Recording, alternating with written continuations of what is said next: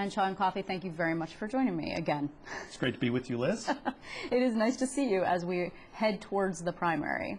And actually, as we head towards the primary, you have released your second ad. Right. It's actually the third time you're on the air, but the second ad, the first was a bio that you re-released. That's correct. And I'd like to take a look at it, if that's Let's okay do it. with you. Okay. If you were Attorney General, or you, the only special interests you'd fight for would be ours. You'd let every Albany backroom and corporate boardroom know that the new seat of power is this living room, and this one too, because that's who you'd be looking out for, protecting working families, kids, and everyone who deserves a fair shake. Sean Coffey spent years fighting crime as a federal prosecutor and fought for thousands of investors devastated by Wall Street greed. So, vote for them, or vote for you.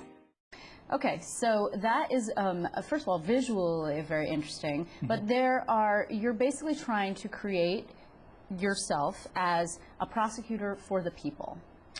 Well, I think what we're really aiming at is to remind everybody, or at least inform everyone, that I'm the only true outsider in the race. I was a prosecutor, and I was also a very effective advocate for investors and for other folks who've been wronged by large, powerful forces. So we also want to reorient the race to what this ought to be about, which is about New Yorkers, that the Attorney General is there to be the people's lawyer, and in this particular race to be a reformer. And I think the race is really boiling down to two key principles: who's the true reformer in the race, and what's the direction that the Democratic Party is going to go. This particular primary will tell us a lot about whether New York Democrats are going to veer to the left, or whether they're going to try and elect somebody or nominate someone who stands with the taxpayers. Okay, two things that strike me there. First of all, let's just dispel this. What is an outsider? What does it mean? Because everyone's trying to claim that mantle. Yeah, when one person's right, it's me. I have been a success in private life. I've been a success in the military.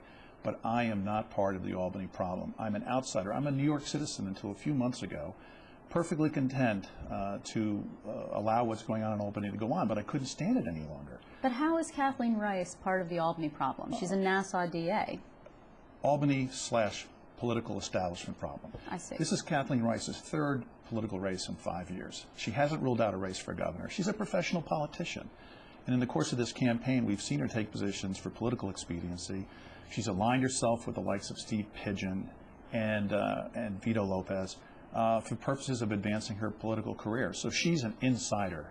But isn't it easy for you to do that, to play devil's advocate, to say, well, these people are bad? Vito Lopez, for example, he's the Brooklyn Democratic chairman, for those who upstate who might not know. And then, of course, Steve Pidgeon from Buffalo, people know who he is. He's also counsel to Pedro Espada, who's sort of the senator everyone loves to hate. But it's easy for you. These people aren't supporting you. So how hard could it be to ally yourself against them? It's not that it's easy for me to do. It's because it's the truth. I mean, I'm not part of that machine. I'm proud of the fact that we're less than 3 weeks from the primary, and I'm one of the 3 top contenders. I think I'm going to win this race, and I'm going to win it because as people begin to pay attention, they're going to say, are we really going to nominate a state senator? Do we really think that the people of New York are going to promote a member of the most dysfunctional body in American political history? I don't think so. You're seeing more and more Democrats take an issue with that.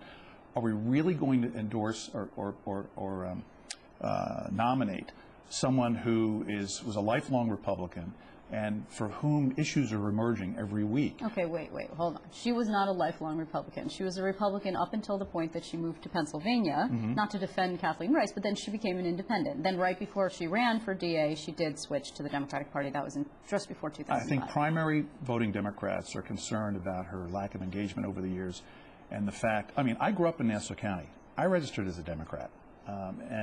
Before, when the machine was even more powerful than when she claims that she had to do it. So I think folks are going to be looking for who is the best chance for meaningful reform in Albany, and it's me, because Rice and Schneiderman are talking about reform, but they're reform imposters. Well, that's interesting, because you actually put out this robocall recently that I found fascinating. It was about an extremely local issue in Nassau County. It's about the combination of 2 police precincts that's being proposed by Ed Mangano, the Republican county executive. That's her home turf, but of course you grew up there, as you just noted. I went to high school in that. What does that have to do with the AG's race? It has to do with who is paying attention to the taxpayers.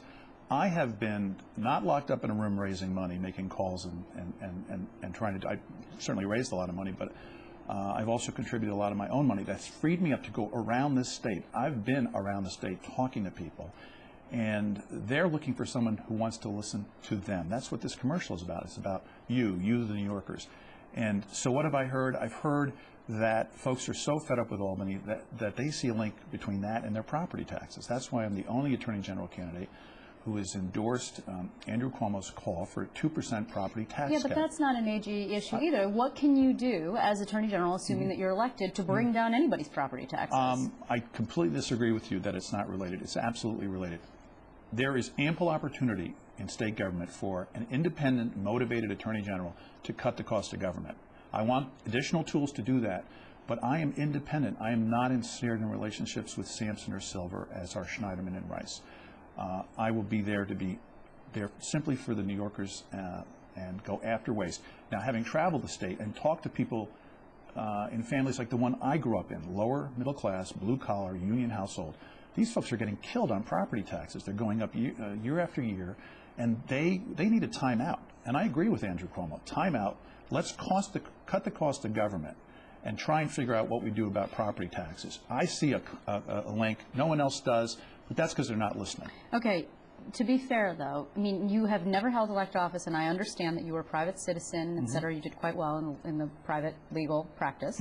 But you've been a political player. I mean, you've given out a lot of political contributions, and you've gotten hit for it. I mean, there's been a lot of critical stories that say that these were pay-to-play contributions because your firm subsequently got contracts. Now, these contracts actually, in large case, for example, WorldCom, won lawsuits that were good for pensioners. Absolutely. Billions of dollars. However, it made a lot of money for your firm and for yourself. Well, certainly they were cases where I didn't get paid unless I was successful. But let's take WorldCom. It's a great example of a little bit of taking advantage of not being very factual.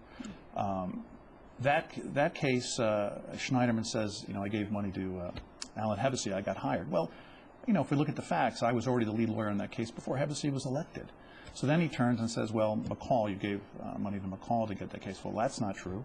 I gave money to McCall so he could leave being comptroller and become Attorney General. But if he thinks there's some nefarious risk, why has he not rejected Carl McCall's endorsement? Governor, you mean governor, He was running for governor. I'm so sorry. Sorry, you're right. But Carl McCall was wait, running. I missed that. Carl McCall ran for Attorney General. No, he was running for governor, and Right. I was proud to support someone who could be the first African American governor. As I was proud to support the people I did, because the vast majority of them were federal candidates, and when I came across the state candidate who, like me, believed before it was popular that we ought to stand up to corporate misconduct, I was happy to support them. I got hired because I got great results.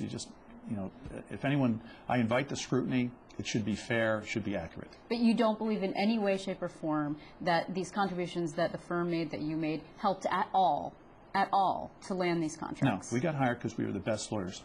If there were any political calculations in this, and I don't know this to be sure, it would be we ought to get the guy who's going to make us look best, and that's Coffey, because he gets results. Now, you said something interesting earlier in this interview. You spoke about choosing between a liberal, somebody who wanted to set a liberal agenda for the Attorney General, and then someone who's going to be an attorney for the people. The attorney for the people, I think, is what you're calling yourself. Right. The liberal, I think you mean Eric Schneiderman. Is that correct? Well, yeah, I'm a progressive Democrat on social issues, no question about it. But what's evolving in this race is whether we're looking at someone who wants to be the Attorney General of New York or the Attorney General of Manhattan, because that's the kind of race that Senator Schneiderman is running. He's running as if he wants to be the Attorney General of Manhattan.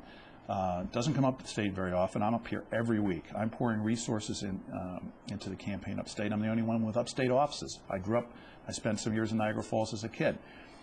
He voted against a 4% property tax cap, one of only 7 senators to do so. Why did he do that? He did it because the unions that he's counting on to deliver the turnout on a low turnout primary day in September don't want him to vote for Well, it. to play devil's advocate again, though, the bulk of the primary vote generally tends to come out of New York City, not just Manhattan, of course. He also has been spending quite a bit of time, or at least attention, in Buffalo, which is another heavily Democratic city from which there will be a primary vote, I would expect. Yeah, there's no comparison between the time I've spent there and the time he spent there. He doesn't have any field presence there whatsoever. Stay tuned on Buffalo. With regard to resources, again, I've been up on TV upstate for at least 2 weeks. I will be there through the end. 30%, people make a mistake when they write off upstate as a factor in the primary. First of all, I think folks upstate are are increasingly unhappy about how they've been treated. Let me give you an example. If most of your viewers live in counties where they have to vote in the primary between noon and 9 p.m., that's 40% less time than they would have if they lived in Brooklyn or Queens. That's not fair. I wrote to Schneiderman and Brodsky saying, let's fix this. Let's allow voters upstate to vote from 6 a.m. like they can in the city, because more people will vote. Yeah, my understanding with this, though, is that, first of all, if you did expand the hours, it would be expensive. I mean, the cost would have to be borne by the local county boards of elections, and that's a problem. There are ways to find out. There are ways to pay for this. If there are minority voters in Rochester, Syracuse, Albany, who, if they were in a similar situation in Brooklyn, it would be a violation of the Voting Rights Act.